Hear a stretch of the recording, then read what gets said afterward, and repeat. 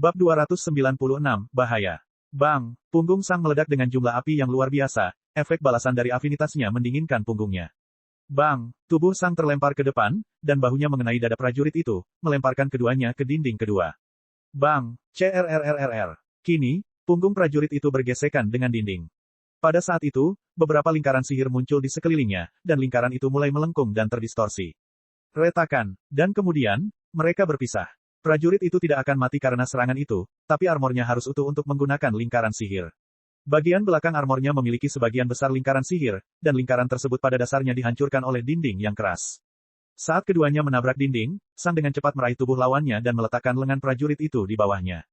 Sang memperlakukan ini seperti pertarungan MMA di lapangan. Prajurit itu dengan cepat menggunakan sundulan untuk menyingkirkan Sang. Dia tahu bahwa tubuhnya lebih kuat daripada tubuh Sang. Kepala Sang menghindari sundulan itu. Bang! Dan Sang memukul sisi kepala prajurit itu. Kepala Sang sendiri sangat sakit, tapi dia tahu kepala lawannya lebih sakit lagi. Bang! Sang berlutut di dada prajurit itu sambil tetap memegangi lengannya.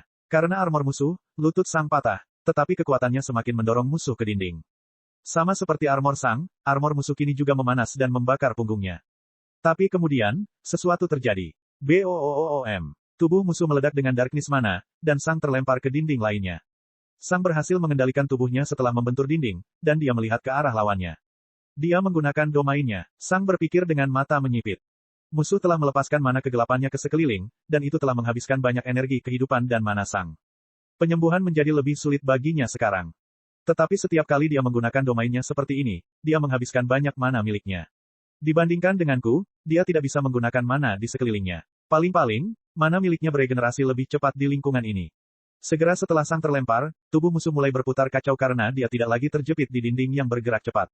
Ding, ding, ding, Sang hanya ingin menyerang musuhnya lagi, tapi dia berhenti dengan mata terbelalak.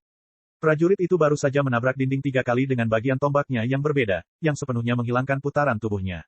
Dia memegang kendali penuh atas tubuhnya lagi. Bagaimana mungkin, pikir Sang. Bang! Namun demikian, Sang kembali meledak ke depan. Ledakan. Sang hanya menabrak tembok. Prajurit itu telah menggunakan gelombang kegelapan lainnya untuk memperlambat kejatuhannya dan melewati Sang. Dan begitu dia berada di atas Sang, dia mulai memutar tombaknya dengan kecepatan luar biasa. Tombak itu menjadi lebih gelap karena diisi dengan mana kegelapan yang lebih banyak. Dan sesaat kemudian, 5 bola hitam melesat keluar dari tombak, yang langsung melesat ke arah Sang. Inilah serangan yang digunakan Ratu Hama. Sang dengan cepat melemparkan dirinya dari dinding lagi untuk menghindari serangan. Tapi mereka mengikutinya. Mereka melewati Sang dan membungkuk ke arahnya lagi. Pada saat itu, Sang mengertakkan gigi. Dan kelima baut itu mengenai dia. Namun, saat mereka mengenai Sang, semburan cahaya keluar dari tubuhnya. Untuk pertama kalinya, Light Affinity Sang digunakan. Itu mungkin tidak memiliki kemampuan untuk melukai seseorang, bahkan jika mereka memiliki afinitas kegelapan, tapi itu bisa menangani serangan yang terbuat dari mana kegelapan. Tubuh Sang kehilangan sedikit volumenya saat Sang menggunakan mana cahaya karena dia harus mengorbankan energi hidupnya untuk menggunakannya, tapi dia dengan cepat memulihkan semuanya dengan mana. Namun setelah itu, Sang benar-benar kehabisan mana.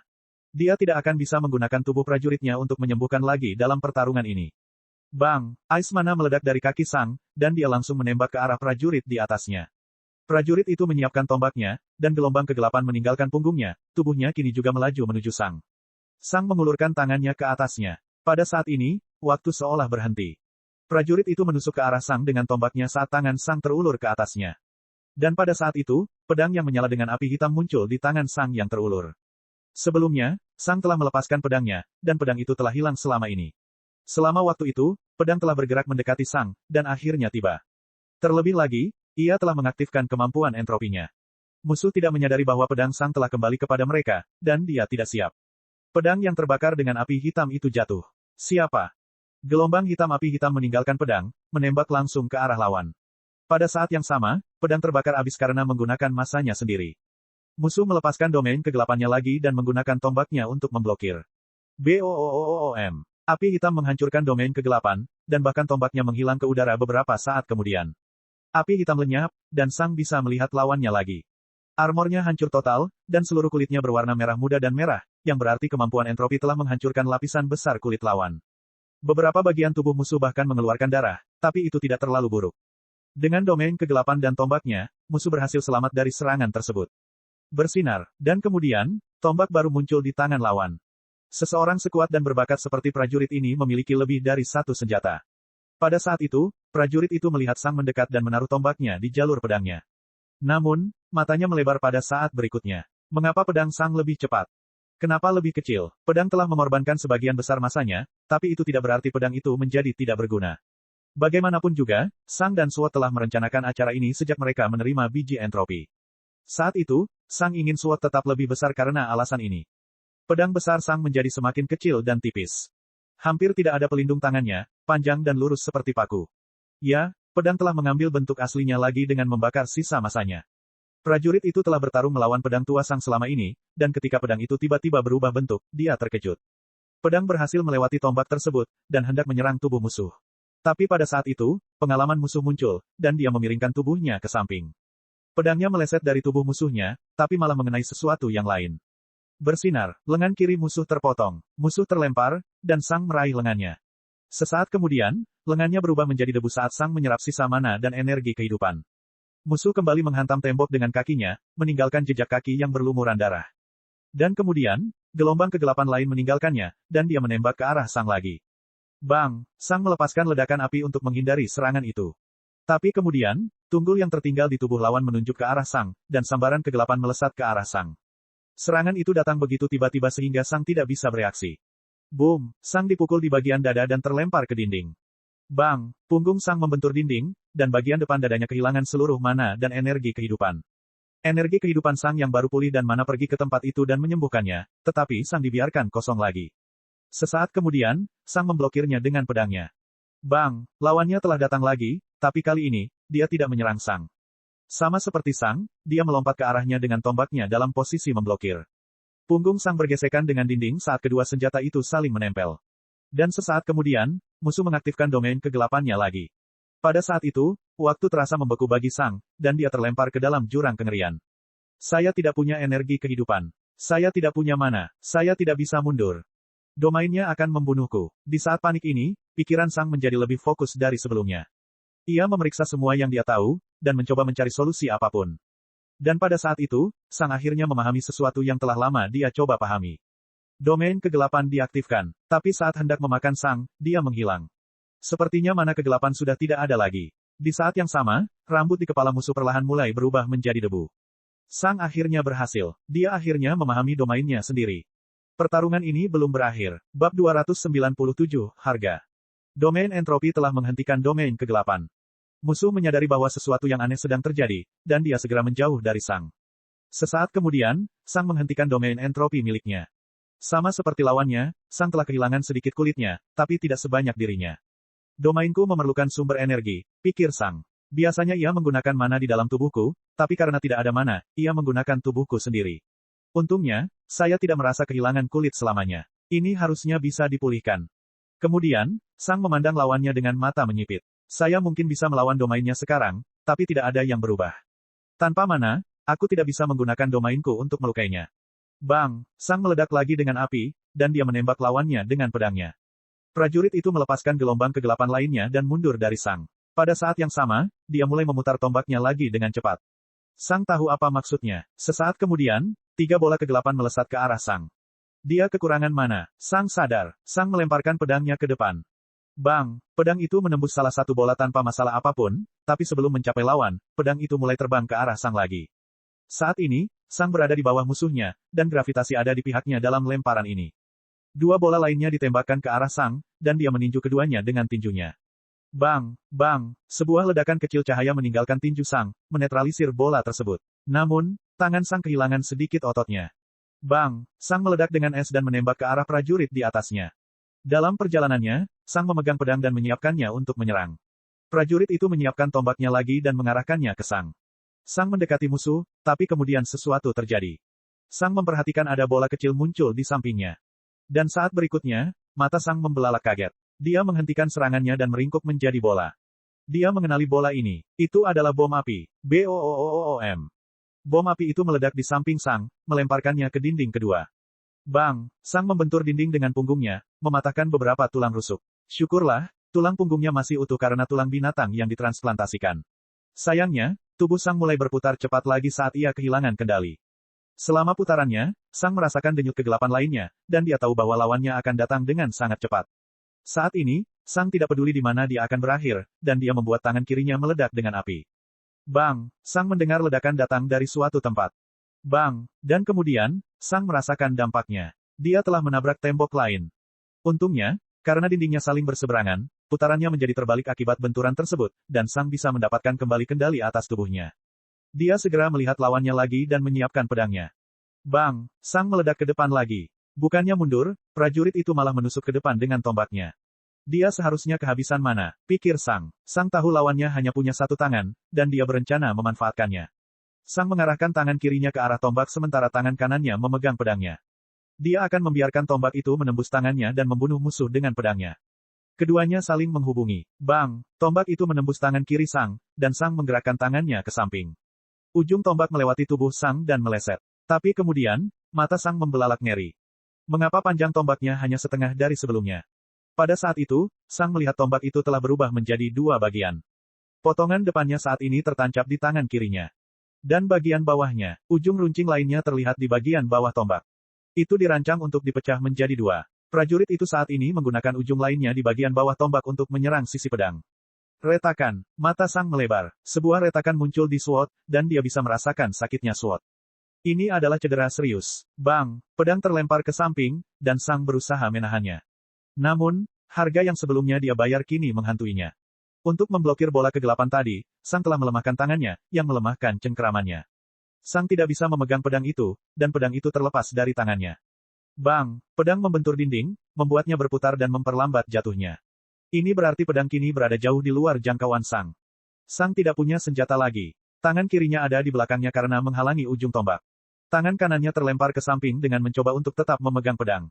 Tubuh dan kepala Sang terbuka sepenuhnya. Dan kemudian, Sang merasakan dan melihat denyut kegelapan dan tombak musuh berkembang pesat di pandangannya. Tampaknya musuh masih memiliki cukup mana untuk mengeluarkan satu pulsa terakhir. Pada saat itu, waktu seakan berhenti lagi bagi Sang. Musuh terlalu dekat dan terlalu cepat. Dia tidak bisa melarikan diri dengan ledakan apapun. Kaki dan lengannya tidak cukup dekat untuk menghalangi. Dia tidak bisa mengelak, dan tombak itu dengan cepat mendekati bagian tengah dahinya. Setelah hampir 3 tahun, perasaan aneh ini kembali muncul. Perasaan tidak berdaya, tidak ada yang bisa dilakukan Sang untuk menyelamatkannya. Dia telah kalah. Meskipun dia telah memahami domainnya, dia masih kalah. Namun saat ini, pikiran Sang tiba-tiba menjadi tenang. Sepertinya bebannya telah terangkat. Baik, pikir Sang. Tidak kusangka penggunaan entropi yang pertama bukan untuk melawan penyihir, melainkan untuk melawan seorang pejuang. Sungguh ironi. Saat itu juga, kondisi tubuh Sang mulai memburuk dengan cepat. Seluruh keberadaannya terkonsentrasi pada mata kirinya. Dan kemudian, mata kiri Sang berubah menjadi debu dan menghilang. Bab 298, Kematian dan Harapan. Sisi kiri penglihatan Sang lenyap, hanya menyisakan kegelapan. Tapi di saat yang sama, Sang bisa melihat lawannya menghilang dengan mata kanannya.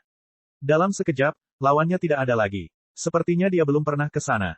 Namun, dindingnya bahkan tidak bereaksi. Tampaknya, entropi tidak berpengaruh pada mereka. Tubuh Sang yang kotor dan lemah jatuh dengan kecepatan yang tidak terbayangkan, dan dia bahkan tidak memiliki kekuatan untuk bergerak. Bang! Pada saat itu, segunung objek berbeda muncul di atas Sang. Entropi tidak hanya menghancurkan lawan tetapi juga space ring miliknya. Ketika cincin luar angkasa dihancurkan, semua benda akan muncul kembali di dunia nyata. Sang tidak mungkin selamat dari kejatuhan seperti ini. Lagi pula, dia tidak punya mana, dan dia bahkan tidak bisa melepaskan ledakannya. Jika dia melakukannya, kehilangan darah yang diakibatkannya akan membunuhnya. Dengan ekspresi lemah dan terengah-engah, Sang mengamati benda-benda yang jatuh di atasnya. Dia melihat tombak, baju besi, bertonton emas, kristal mana, bom, dan pil. Berkat Akademi Prajurit, Sang mengetahui tentang pil yang biasa digunakan. Pil pemulihan. Sang berpikir dengan panik, harapan, dan keinginan. Pil pemulihan terutama digunakan oleh tentara yang harus bertarung beberapa kali secara berurutan.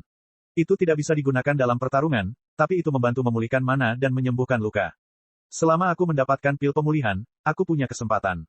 Sang menggunakan seluruh kekuatannya untuk menggerakkan lengan kanannya perlahan ke arah pil. Sang merasa seperti sedang mengangkat gunung saat dia menggerakkan lengannya. Pil pemulihan sudah sangat dekat. Sang menutup tangannya. Tapi dia ketinggalan. Dengan ngeri, Sang melihat bagaimana pil pemulihan semakin menjauh. Beratnya tidak seberat Sang, dan sudah mencapai kecepatan terminalnya. Sang merasa dunianya hancur, dan dia segera melihat barang-barang lainnya. Beberapa benda ringan sudah melambat, dan Sang bahkan melihat kristal terang meninggalkannya. Batu mana ringan? Sang berpikir dengan panik ketika dia melihat kristal yang menghilang. Sesaat kemudian, segala sesuatu yang berguna berada di luar jangkauan. Tidak, saya tidak bisa mati di sini. Saya tidak bisa, Sang berpikir dengan ketakutan. Namun, tidak peduli seberapa besar keinginannya, dia tidak bisa lebih dekat dengan hal-hal yang dia butuhkan. Pada saat itu, Sang tahu bahwa dia akan mati. Dia telah membunuh lawannya, tetapi kejatuhannya akan membunuhnya. Sang tidak tahu seberapa cepat dia jatuh saat ini, tapi seluruh dunia menjadi kabur.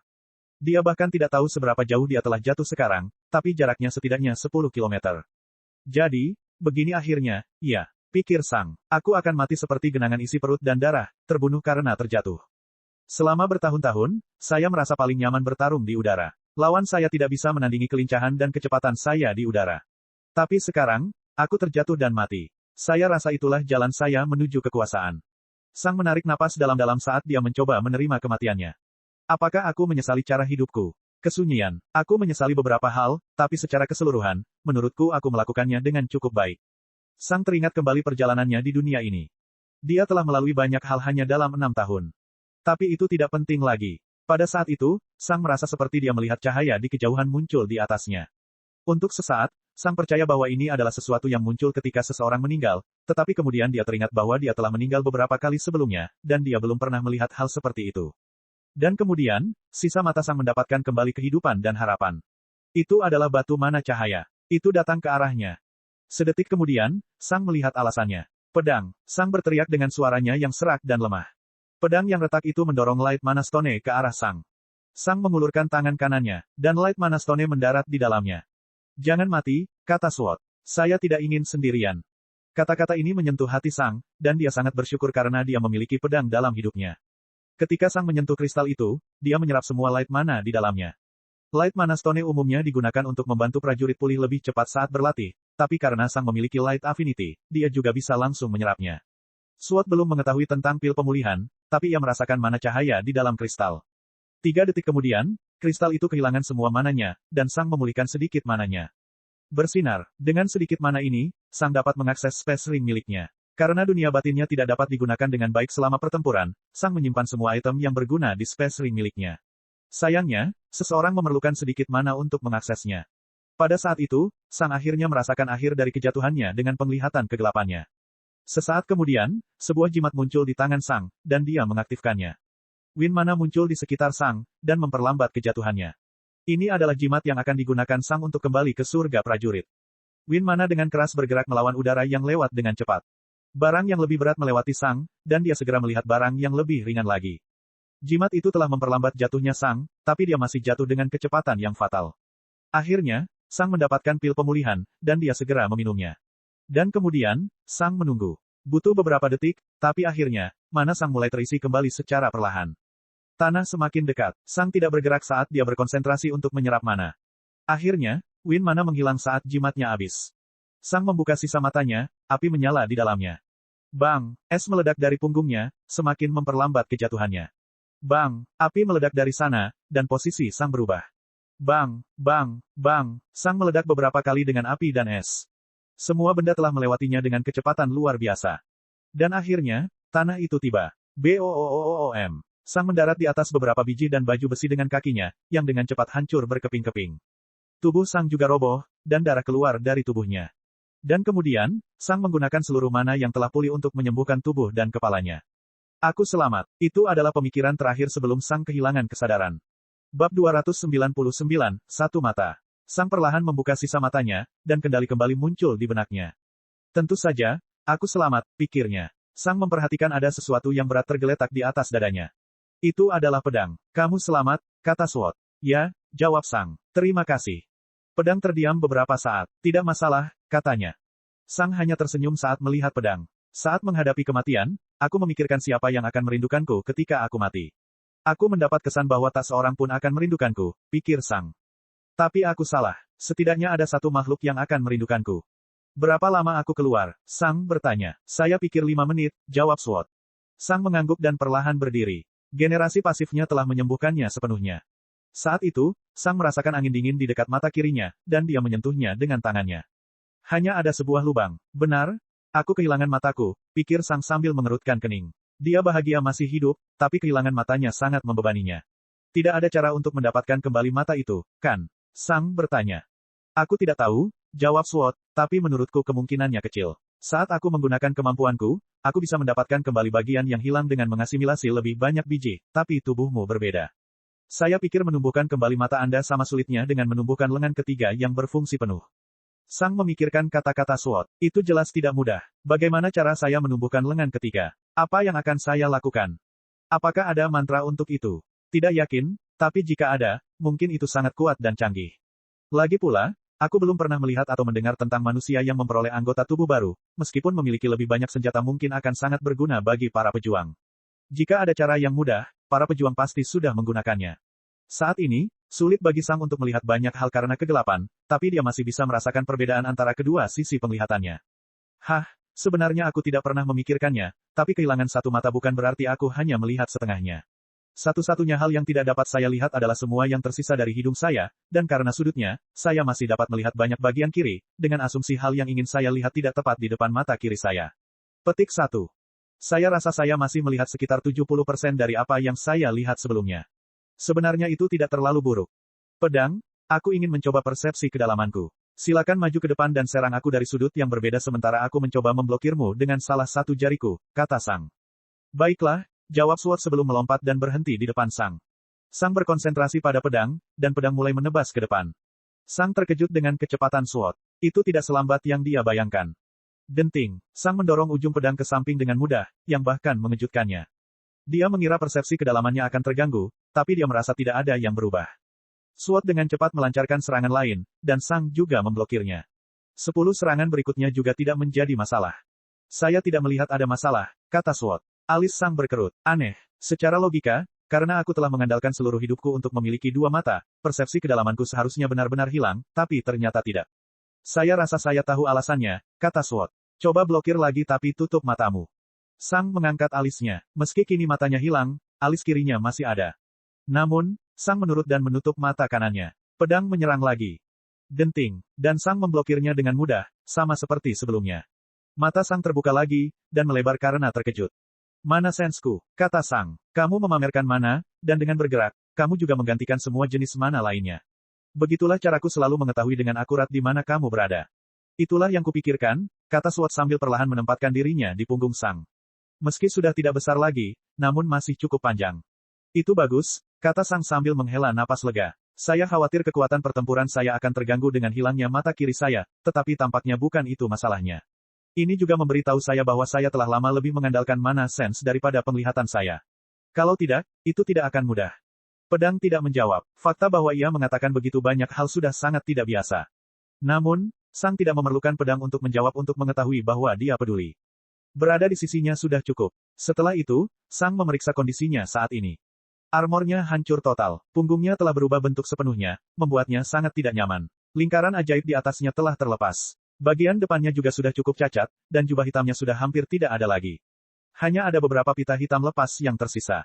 Sang memutuskan untuk melepasnya, yang tidak mudah dalam kondisi cacatnya. Tanpa lingkaran ajaib, armor itu hampir tidak memberikan perlindungan apapun.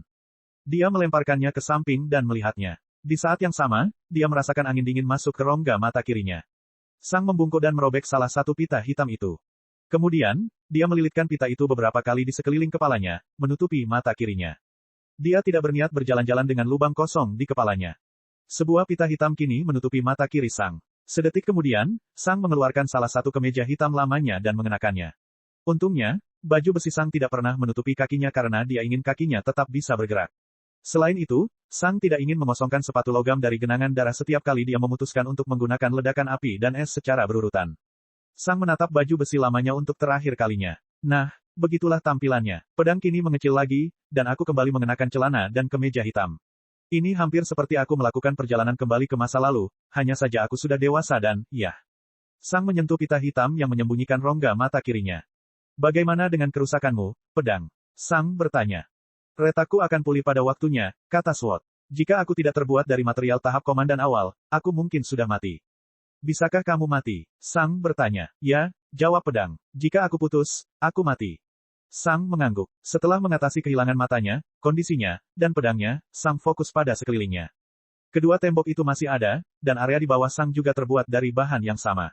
Saat ini, Sang pada dasarnya berada di lorong yang sangat tinggi, yang lebarnya sekitar 10 meter. Omong-omong, seberapa jauh aku terjatuh? Sang berpikir sambil melihat ke atas. Setidaknya jaraknya pasti lebih dari 15 kilometer, kan?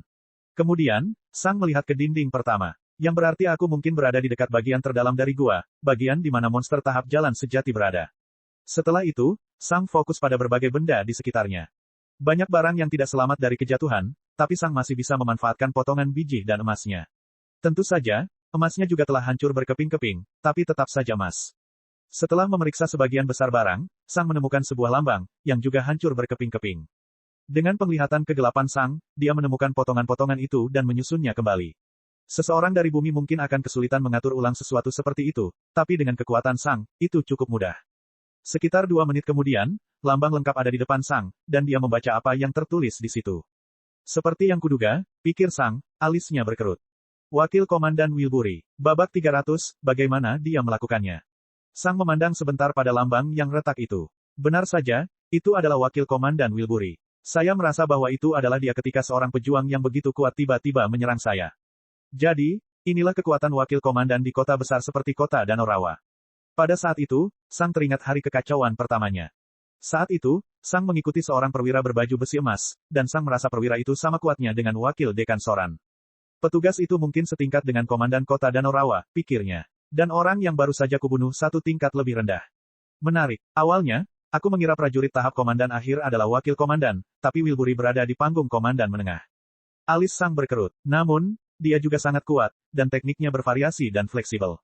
Dia tampaknya tidak dirugikan di udara, tapi memang benar. Dia perlu membuang mana untuk bergerak, sedangkan aku tidak perlu melakukannya.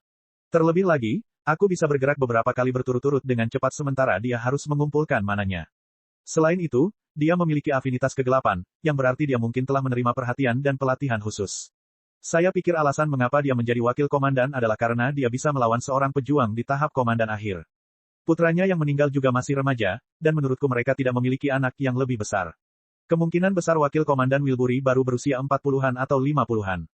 Saya pikir dia memiliki masa depan yang cerah di depannya. Dengan kekuatannya, dia pasti sudah mencapai tahap komandan puncak, dan bahkan mungkin ada kemungkinan dia bisa mencapai tahap jalan sejati.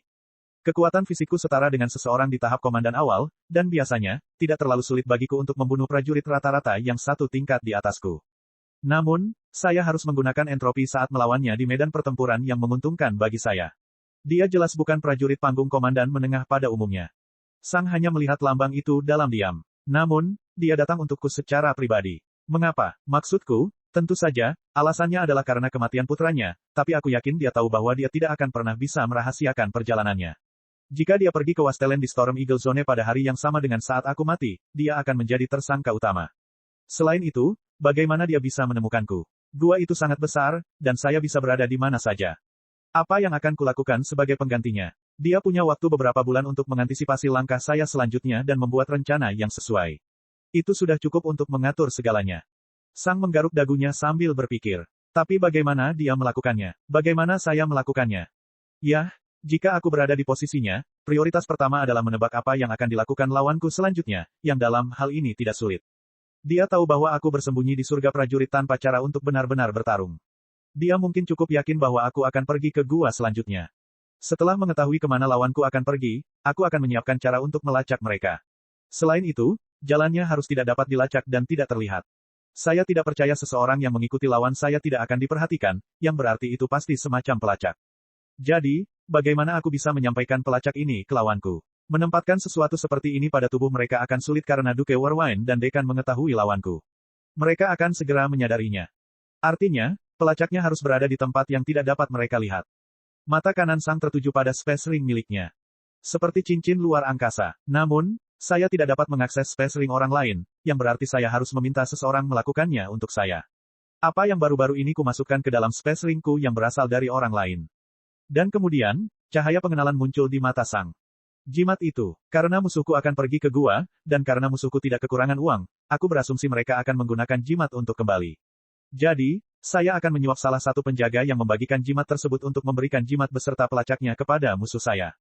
Dengan begitu, aku akan menemukannya. Dan yang terakhir, aku butuh cara untuk mencapainya tanpa diketahui. Saya mungkin akan pergi selama beberapa jam, dan ketidakhadiran saya tidak dapat dilihat oleh siapapun, yang berarti saya tidak dapat meninggalkan zona Empress Cobra, dan saya bahkan mungkin tidak dapat meninggalkan kota Danau Rawa. Kelihatannya mustahil pada pandangan pertama, tapi dengan persiapan beberapa bulan, mungkin ada jalan. Sang ingat di mana dia berada saat ini. Camp Zone berada di perbatasan antara Storm Eagle Zone dan Empress Cobra Zone. Sang mengeluarkan petanya dan melihat terowongan paling timur. Ada beberapa terowongan yang memasuki zona Empress Cobra, namun jaraknya masih beberapa kilometer dari Swamp Lake City. Saya bisa membeli atau membangun rumah peristirahatan di rawa. Sebagai alasannya, saya dapat mengatakan bahwa, karena saya memiliki afinitas kegelapan, saya ingin lebih dekat dengan rawa racun. Lagi pula, afinitas racun mencakup afinitas kegelapan. Kemudian, saya akan menggali lubang sejauh beberapa kilometer. Sesuatu seperti itu seharusnya tidak mungkin dilakukan oleh seseorang di bumi, tetapi dengan kekuatan fisik yang luar biasa dan cincin luar angkasa untuk mengangkut tanah, hal ini seharusnya mungkin terjadi. Saya rasa saya tahu apa yang terjadi. Dalam urutan kronologis. Beli rumah liburan, gali terowongan, siapkan jimat yang ada jejaknya. Dengan seorang penyihir sejati sebagai seorang istri, ini seharusnya tidak sulit. Lanjutkan hariku seperti biasa sampai kontakku di Warriors Paradise menghubungiku. Setelah itu, berikan alasan apapun untuk pergi ke rumahku di rawa dan memasuki terowongan. Ikuti jejaknya sampai aku mencapai lawanku. Perjalanannya sendiri tidak akan memakan waktu lebih dari 1 jam. Pada saat itu, Sang menyadari bahwa wakil komandan Wilbury mungkin telah mengawasi Sang cukup lama. Dia mungkin ingin membunuhnya segera setelah dia menemukannya, tetapi ketika dia menemukannya, Sang sedang membuka dinding hitam misterius. Saat itu, minat dan keserakahan muncul di matanya. Ini adalah tempat yang belum pernah dimasuki siapapun sebelumnya, dan mungkin ada kekayaan luar biasa yang tersimpan di tempat ini. Jadi, dia membiarkan Sang menyelesaikan pembuatan lubangnya. Dan ketika Sang memandang dengan heran dan kaget ke tempat di balik tembok, perhatiannya juga terlalu teralihkan sehingga tidak menyadari kedatangan wakil komandan Wilbury. Semuanya akan berakhir dalam satu serangan. Seorang prajurit panggung umum puncak tidak mungkin mengenakan baju besi yang dapat melindungi mereka dari serangan bertenaga penuh yang dilakukan oleh prajurit panggung komandan menengah. Dan dia benar, jika itu adalah prajurit panggung umum puncak yang normal. Namun, tubuh Sang jauh lebih kuat karena prosedur tersebut, memberinya kekuatan fisik yang diperlukan untuk membawa baju besi, dan dia juga telah menerima 1 set baju besi yang luar biasa dari Duke Warwine. Tanpa hadiah kecil dari Duke Warwine, Sang akan mati pada serangan pertama. Jadi, itulah yang terjadi, pikir Sang. Saya mungkin tidak mengetahui semua detailnya dengan benar, tetapi saya yakin hasilnya kurang lebih seperti ini. Sang melihat lambang itu. Kamu berinvestasi cukup banyak untuk menyingkirkanku. Aku tidak yakin apakah semua ini demi putramu atau apakah rasa takut dan imbalan termasuk dalam alasanmu. Mungkin kamu takut aku akan membalas dendam. Mungkin kamu hanya menginginkan 20 juta emas. Saya tidak tahu, dan saya mungkin tidak akan pernah tahu. Tapi kamu gagal, dan sekarang, kamu mati. Dan dengan kematianmu dan lambangmu sebagai bukti, aku bisa menghubungi Inkuisitor. Mereka akan memasuki rumahmu dan melakukan pencarian pikiran pada keluargamu, yang akan mengungkap segalanya. Kali ini, masalah dengan keluarga Wilbury benar-benar selesai. Sang memasukkan lambang itu ke dunia batinnya, dan ketika dia berada di sana, dia juga memindahkan beberapa item berguna ke dunia batinnya. Dia tidak ingin menemukan dirinya dalam situasi ini lagi, tidak dapat mengakses item yang dia butuhkan karena kehabisan mana. Setelah membersihkan tempat itu dan menangani masalah Wilbury, Sang melihat sekeliling. Dan sekarang, aku harus memeriksa tempat ini. Sang meninggalkan barang-barang tak berguna itu dan berjalan menyusuri lorong. Cek. Rakan-rakan kultivator sekalian, sebelum retret, sila terus berkultivasi untuk jurus subscribe, like, share dan komentar agar sekte novel Sadim terus berkembang pesat.